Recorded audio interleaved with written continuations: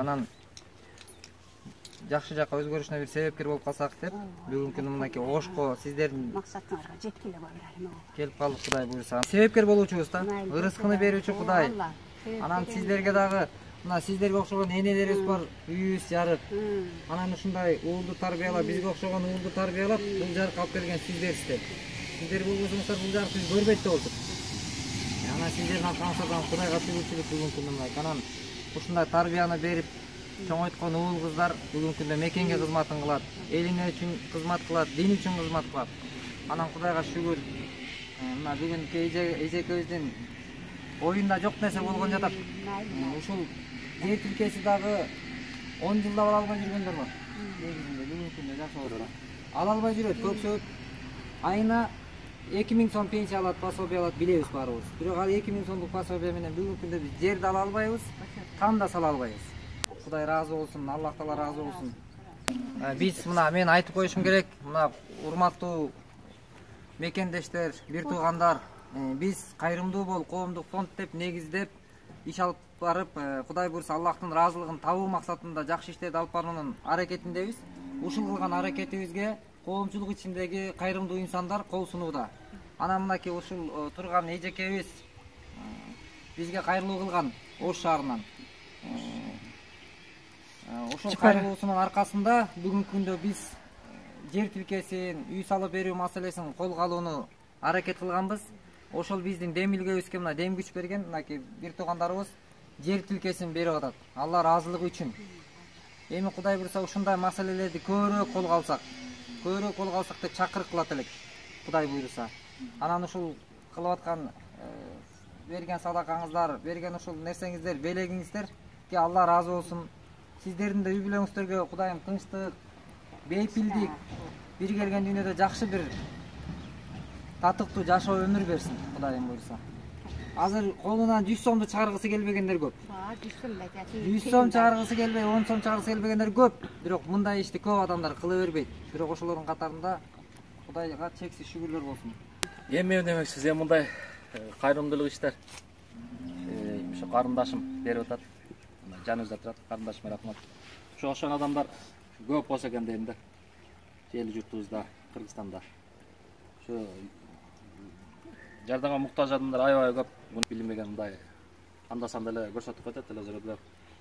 Ошолордун максаттарында мындай эмнеге ашырышыбыз керек да, тилектерин.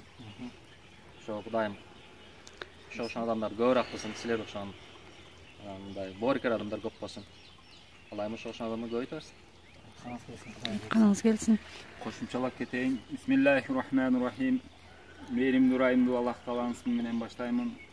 Аллахтын саламы болгон саламдашы менен саламдашам. Ассаламу алейкум ва рахматуллахи ва баракатух.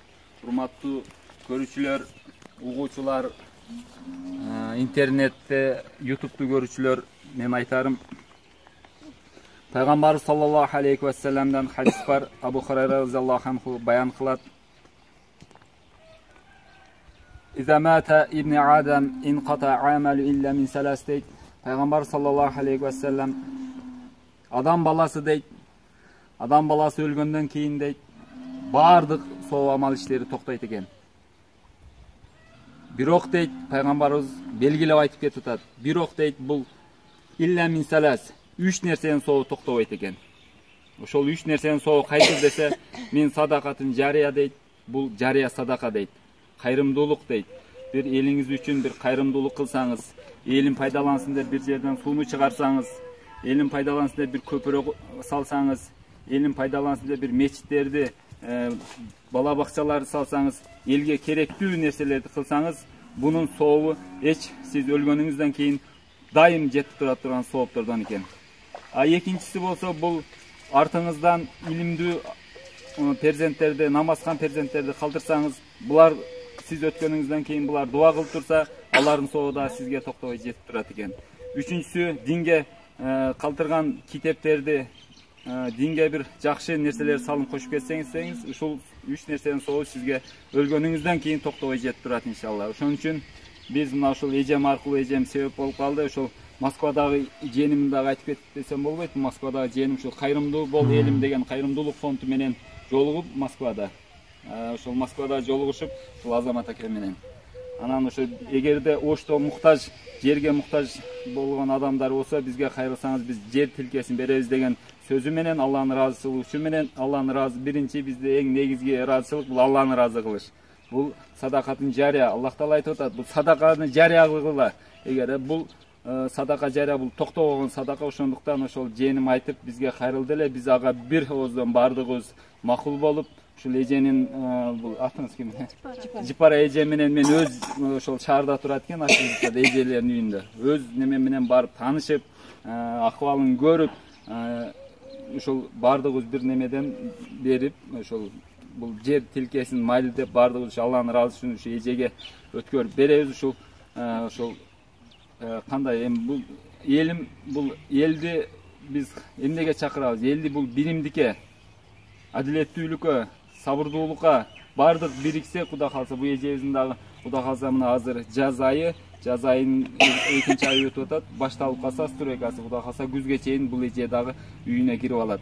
Анан эми көп нерсени айтып кетет элем. Баягы кылганды көрө албагандарга дагы бир эки сөз айтып кетейин. Эми бул нерсеге дагы неме болот.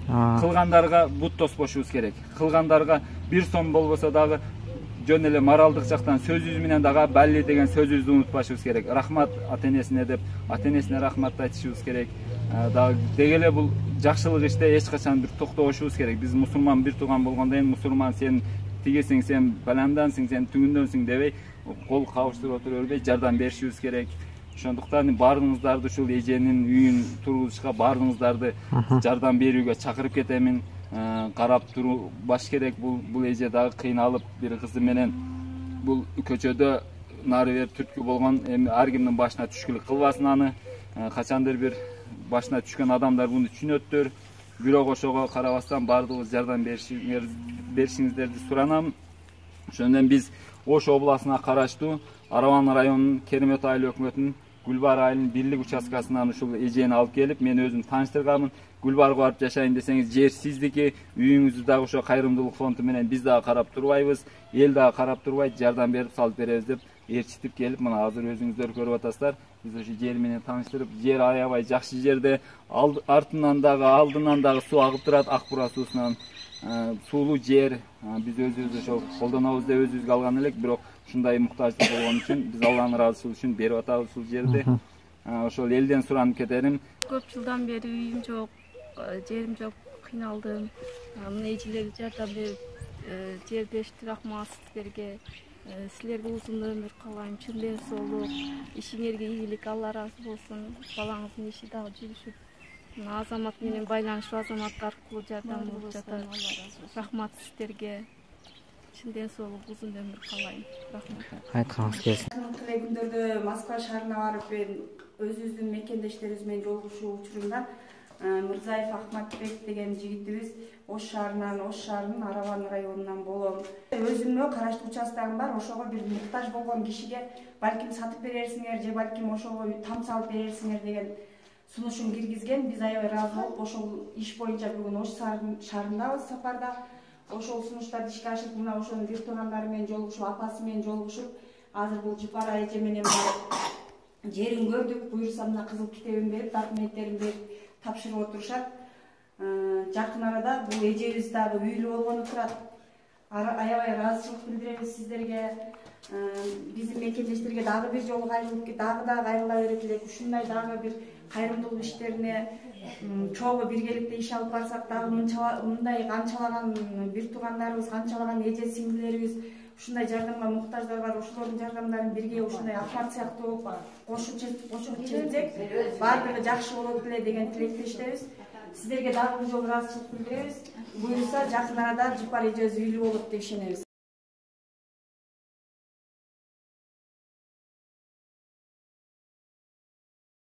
Москвада иштеп жүргөндө улум мага сунуш киргизген. Апа ушу биз былтыр ушу бир жерден участка сатып алган элек, ошонун жарымын ушул эжеге берели деп сатып аткан жеринен токтотуп, мен балам ушул эжеге берели ошол участканын жарымын дегенден биз баардыгыбыз бир туугандары, тагалары баардыгы бир колдон колдоп, Алланын ыраазылыгы үчүн берип, Кудай кааласа.